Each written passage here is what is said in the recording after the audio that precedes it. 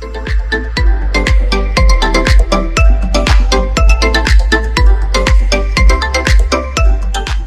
friends, we would like you to subscribe and also press the bell icon so that you'll get the notifications from YouTube. I can just put it on smoking. Everyone sees, that this is bad, but how many want to stop it? Then the role modeling will be showing a smoker in front of us his lung problems, where it reaches. So that realization occurs within them. So that's what I try to, elicit that realization process. So once the realization starts, these people automatically take hold of the emotions. Some fall into it and then come back to me. Then we guide them what they have to do. So how do you get your clients? Is that, I mean, you're not supposed to solicit, right? I mean, your profession or something like that, or solicit maybe there, I don't know. But is it the parents or the friends of the parents or somebody recommends go to a psychologist better? And if that awareness itself is not there for the parent, isn't that really the child moves away from 19, 20, it moves away up to 30 or 40 also. So unless or otherwise a right time intervention from a psychologist comes in, whatever help you can provide to such people, like you are saying, from age of 12 to 15, there are particular issues in terms of self-esteem and confidence in facing the world. And then between 19 to 20s, there's a relationship, a love or some attraction starts, but they may lose the mainstream in their life, so how to bring them back. Then the failures or the comfort zones are eating more and the failures have come, they take the eating as a comfort zone for them, so eat well and forget, they become obese and they develop ill health. So then after that probably the next zone comes to you is your marriage, then imbalance in the relationship or the marriage, and how do you, so I'm only saying like, whenever I try to reach you for last 2 months, you have been extraordinarily busy, okay, something other. So are you all, getting more and more complaints like this of late in life, or what is it like? What you are kept very much busy, and is it so many calls are coming? There are issues coming up in our way of life. A lot of emotional issues come up. Lot of issues where talking on the parents, how I get the references. It is by a flow. For example, if a parent has seen a majestic word of mouth, great result on the child, they refer. Many parents are very scared where they go because confidentiality is so important, which they've even told me. And I have heard of cases where other people have, discouraged kids saying, you're never going to learn. Because handling with patience is a very important thing which even we need to continue keep having. So whenever I've dealt with the cases, and most of it we do our best and we try to cure it off in a short time. You will say how I do that in a shorter time. That's using my NLP techniques into the psychological case studies. But some cases need over a longer period of time.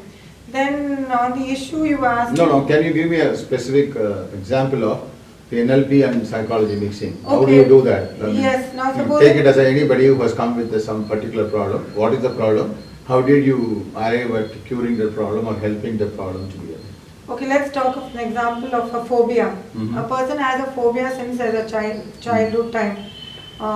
We won't talk about heights, any kind of phobia. Anything. So then I just as a plain psychologist, we'll have to go through the case study, understand each and everything, when it happened, how it happened.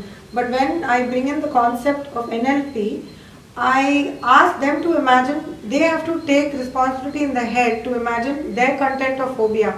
So we have a half-an-hour NLP session where through their own mind power exercise, we are able to take them through the back, that is behind, present, the now, where they are able to drop the phobia.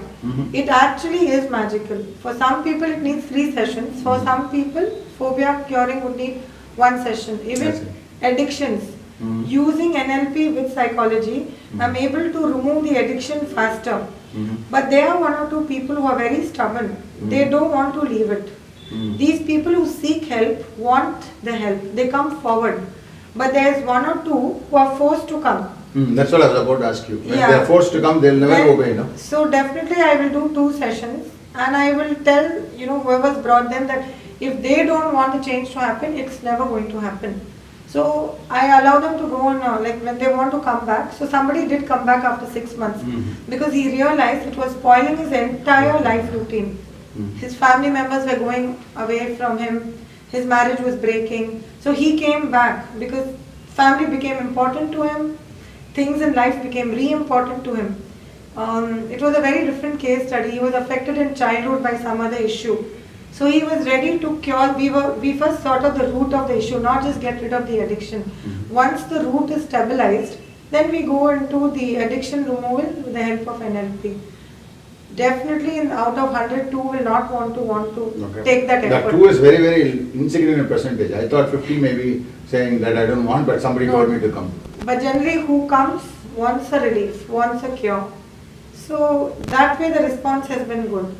So I was about to ask you, when you are saying the word of mouth goes and people come to you and you find, very beautifully told by you is that make them feel that they need to change. Instead of you saying you are somebody, God has come to them and asking them to change, none of the mind doesn't accept. Unless they themselves accept, they have to change. Like you said, somebody went off and came back after 6 months and all that.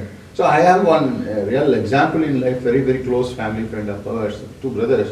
One of the brother, when living very well-knitted family with children and very loving wife, suddenly he falls in love with another woman. There is a turmoil, but this guy doesn't want, he is challenging, why can't they both exist in life? So he is refusing to go to a council. And that is one area, and the second part is very rightly said by you, is the confidentiality. Suppose he goes and express to somebody, it's burning, and whether that psychologist will keep the confidentiality. So in that also I want to understand from you, what kind of bias you will have in terms of, see your own bias, you are a human being, right? You will have your rights and wrongs and do's and don'ts in your own life. Somebody comes with some flaws. Won't you judge them by your own standards, or what is that parameter you have? Okay, at this particular juncture, I would like to tell you something before I go on to this. Sure. Highly achieved people are not the most satisfied people. Right. You may think someone is hitting on crores and he has a high job position and all. No, they are not emotionally Balanced. stable and balanced. I have seen this in a lot of experiences. Right. Nothing can turn this away. Right. And the second most important thing, what we see from the outside, Mhm. like, oh, look at them, they're so lucky, they're so happy, oh, this family looks Yeah. very good. It's not always like that. Sometimes it's like an eyewash, meaning sometimes there are people who project they're that good. So let's not get carried away by what we see. Possible. That is a general thing I like to tell. Sure. From the last 20 years I've observed this. Mhm. I have seen people, oh, so lucky, so high qualified, so good. Those people are emotionally, I've seen them even cry and come to me, literally. Mhm. Now talking about this case which you have told me, at this person at 40. See, when you're 24, 25 in our society, we get married. We are held by a lot of commitments of marriage, kids, some elders will be at that time to hold us, responsibilities. By 40, most people settle in their life. The kids could have been bigger, job satisfaction or job position is better, bank balance is better. So I've seen most of them have a craving to want to find their own happiness. Mhm. You will say why they were not happy. Yes, we all are happy at different moments with different things around us. Some are externally happy, some are internally. This is more to do with that internal happiness at the age of 40. Why this saying people get naughty at 40 is mainly because of the intrinsic Sure. need about their own complexities. Right. It lightens out when they meet somebody, they feel this is the right person for them. Right. We must accept this, though everybody is in a marriage and they grow together in a marriage, there are some people who grow apart. Mhm. For reasons, I'm nobody to judge that. Sure. Yeah? But at 40, an attraction to someone else, maybe it is to complete an incomplete need.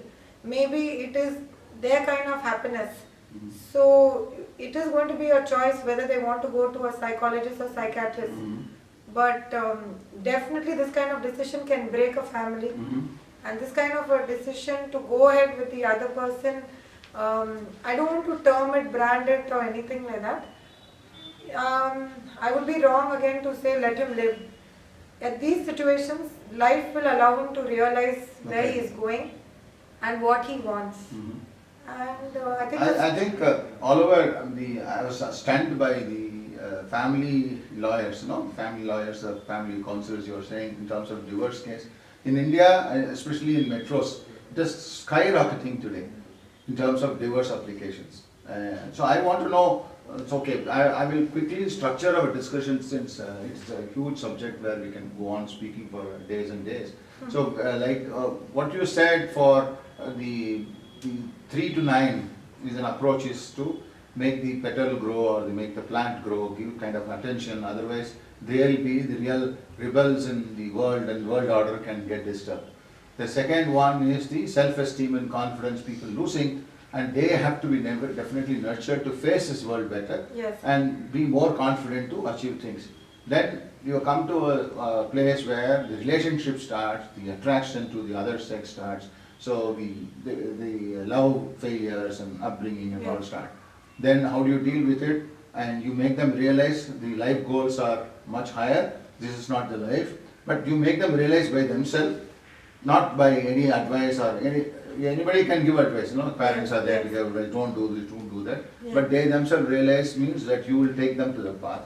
Then you are saying from 24, that 23, 24, when they face life, they get into job and corporate. So I want to know, while we are going to come to the above 40 levels and what are the wants and problems they face, even the corporates, whenever they get into job, so what kind of help they seek from you, from the corporates? What kind of help they seek from you? On which stage you're talking about? See, when they join some jobs, right? So all the men or women join the jobs now.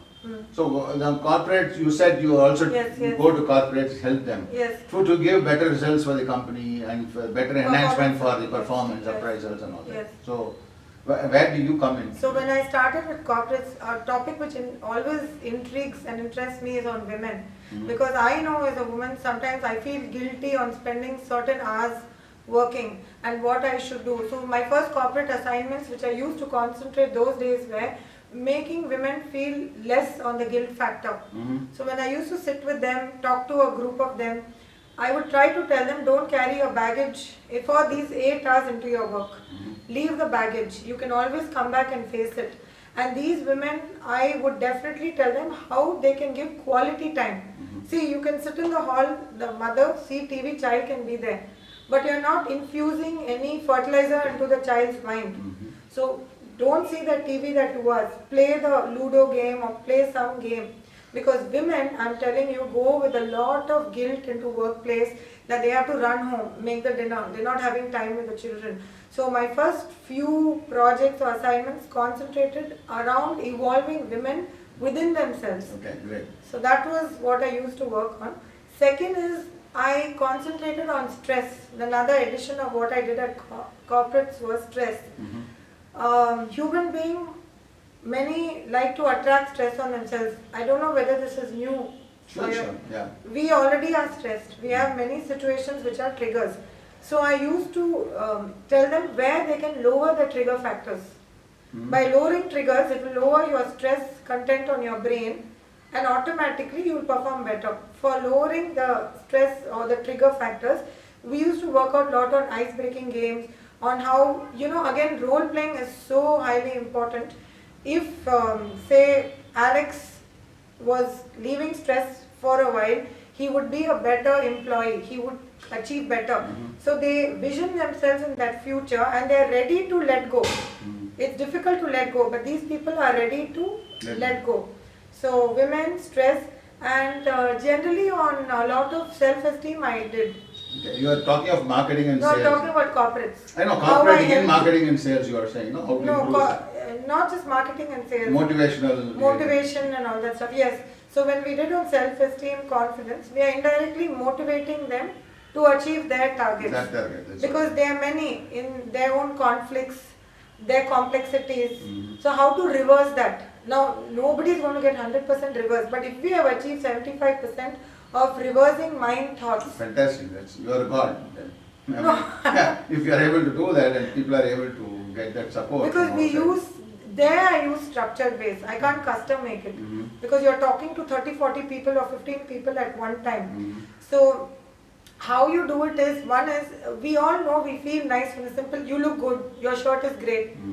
a compliment, an appreciation. We teach them things which they already know. If you can't appreciate a person, don't criticize them, because criticism brings people down. If you can't, small sayings we tell them.